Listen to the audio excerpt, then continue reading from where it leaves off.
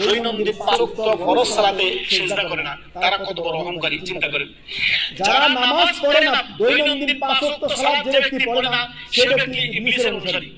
কারণ আল্লাহ তাআলা বলেন সমস্ত ফেরেশতাদেরকে, ওয়াইদ কুলনা লিল মালাইকাতি উসজুদু লি আদম, যখন সমস্ত ফেরেশতাদেরকে বলল যে তোমরা আদমকে সিজদা করো, সবাই সিজদা করলো ইল্লা ইবলিস, ইবলিস ব্যতীত।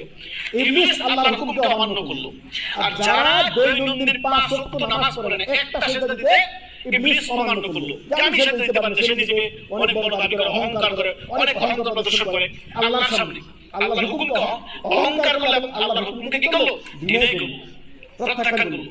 এতে সে সারা কিয়ামত পর্যন্ত মরদুদ, ইবলিস শয়তান, সে জাহান্নামের অধিবাসী। অতএব সতর্ক সাবধান থাকবেন। যারা 5 ওয়াক্ত নামাজ পড়ে না, তারা কি আমরা ইবলিস শয়তানের অনুসারী না? প্রতিদিন মুআজ্জিন বলতেছে হাইয়া আলাস সালাহ হাইয়া আলাল ফালাহ, সে কথা শুনে উল্টো পালাচ্ছে।